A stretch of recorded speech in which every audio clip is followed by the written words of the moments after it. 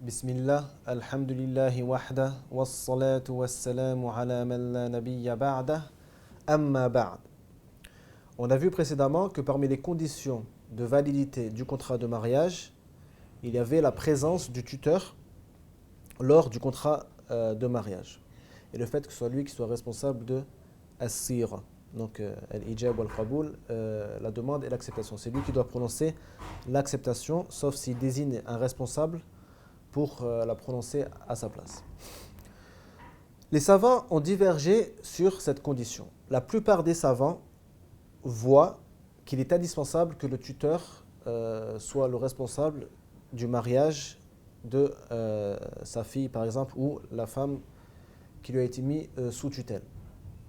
Ça, c'est l'avis de la plupart des savants. Parmi eux, le mazhab de l'imam Malik, de l'imam Shafi'i et de l'imam Ahmed ibn Hanbal.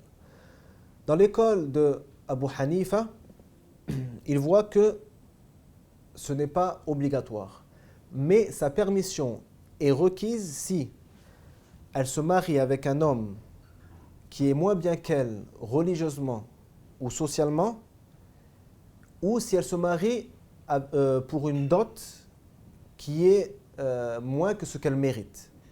Donc par exemple, si une femme de son rang mérite 20 000 euros de dot, c'est ce qui est connu dans le pays où elle vit, qu'une femme de son rang prend 20 000 euros de dot, mais qu'elle se met d'accord avec un homme pour 10 000 euros de dot, dans ce cas-là, le tuteur peut annuler le mariage s'il le veut, car elle n'a pas demandé sa permission.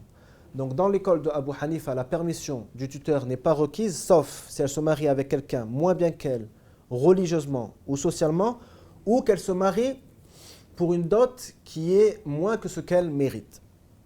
Et il y a le mazhab de l'imam Abu Thawr qui a dit que sa présence n'est pas indispensable et il n'est pas responsable de as-sira, de prononcer l'acceptation ou de désigner quelqu'un pour la prononcer à sa place, mais par contre sa permission est indispensable dans tous les cas, même si elle se marie avec quelqu'un de mieux qu'elle et même si elle se marie pour une dot qui est plus que ce qu'elle mérite. Ça c'est l'école de Abu Thawr.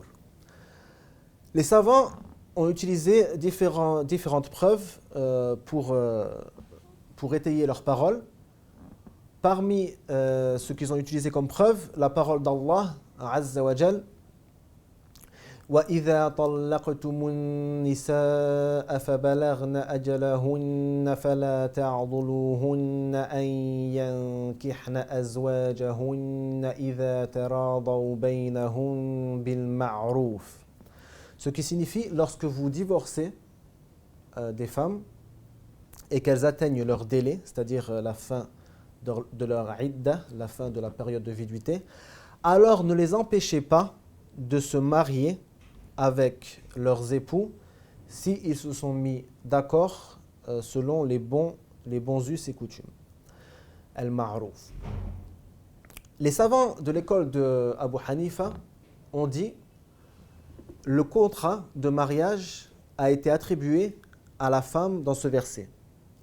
فَلَا تَعْضُلُوهُنَّ أَن يَنكِحْنَ أَزْوَاجَهُنَّ. Ne les empêchez pas de se marier avec leurs époux. Donc, vu que le sujet du verbe est la femme, ou sont les femmes, ceci prouve que ce sont les femmes qui prononcent le contrat de mariage. La plupart des savants ont répondu que la cause de la descente du verset est que certains tuteurs empêchaient leurs filles de se remarier avec les hommes qui les avaient divorcés.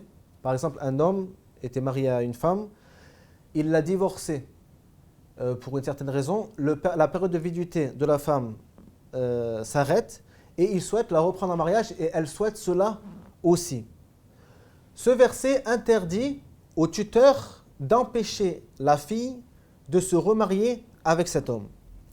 Donc ce verset est descendu sur les tuteurs. Et si les tuteurs ont le pouvoir d'empêcher leur fille de se marier, ceci prouve que leur présence est indispensable au contrat de mariage et qu'ils doivent prononcer as-sira ou ils doivent désigner un responsable pour la prononcer.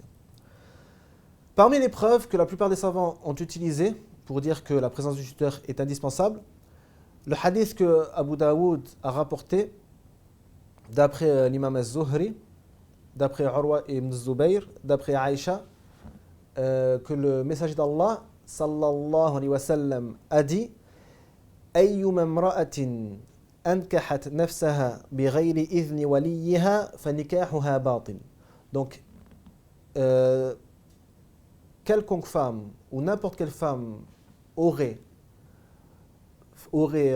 donné sa propre personne en mariage sans la permission de son tuteur, son mariage serait invalide. Son mariage serait invalide, son mariage serait invalide. Il l'a dit 3 fois. Ce hadith, les savants ont divergé sur son authenticité parce que l'imam al-Zuhri, donc c'est lui qui a rapporté le hadith, a nié avoir rapporté ce hadith lorsque Ibn Jurayj lui a demandé au sujet de ce hadith. Donc les savants ont dit, est-ce que le savant du hadith qui rapporte un hadith puis l'oublie et ensuite renie de connaître ce hadith, est-ce qu'on considère ce hadith comme faible ou est-ce qu'on considère ce hadith comme authentique et qu'il a seulement oublié? C'est une divergence entre les savants et beaucoup de savants rendent ce hadith faible. Un autre hadith, Al-Bayhaqi rapporte d'après Abu Huraira radiyallahu anhu que le messager d'Allah sallallahu alayhi wa sallam a dit La tuzawwiju al-mar'atu al-mar'ata wa la tuzawwiju al-mar'atu nafsaha. Donc la femme ne donne pas en mariage une autre femme et ne donne pas sa propre personne en mariage. Donc ça indique qu'il est indispensable que le tuteur prononce le contrat de mariage. Quant aux savants du madhab de Abu Hanifa, puisse Allah lui faire miséricorde, ils ont utilisé comme preuve la parole du prophète sallallahu alayhi wa sallam que Ahmed a rapporté d'après Ibn Abbas radiyallahu anhuma, laysa lil waliyi ma'a thayyibi amr, c'est-à-dire le tuteur n'a aucun droit dans l'affaire de la femme mûre. Le tuteur n'a aucun droit dans l'affaire de la femme mûre.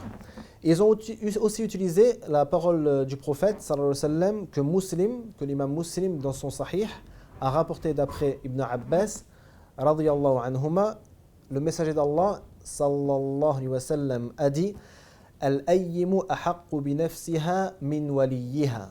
Donc la femme célibataire est plus en droit d'elle-même que son tuteur.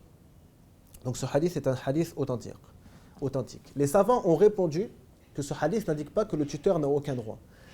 Ceci indique que le droit entre la femme et son tuteur c'est un droit associé. Parce que le messager d'Allah sallallahu alayhi wa sallam a dit ahaqqu bi nafsiha. Ahaq, ce qu'on appelle af'al tafdil, indique que les deux côtés ont une part de ceci, ont une part de droit. Mais la femme est plus en droit d'elle-même. C'est-à-dire, si elle ne donne pas sa permission et si elle n'agrée pas cet homme en tant que mari, il est interdit au tuteur de la marier à cet homme. Il faut absolument qu'il la marie avec un homme qu'elle agrée et dont elle est satisfaite. Et l'avis de la plupart des savants est l'avis le plus juste, car aucun des compagnons du messager d'Allah sallallahu alayhi wa sallam a autorisé le mariage sans la présence du tuteur. Et le consensus des compagnons du messager d'Allah sallallahu alayhi wa sallam indique que ceci est une condition obligatoire au mariage. Wallahu a'lam. Allahumma salli wa sallim ala nabiyyina Muhammad.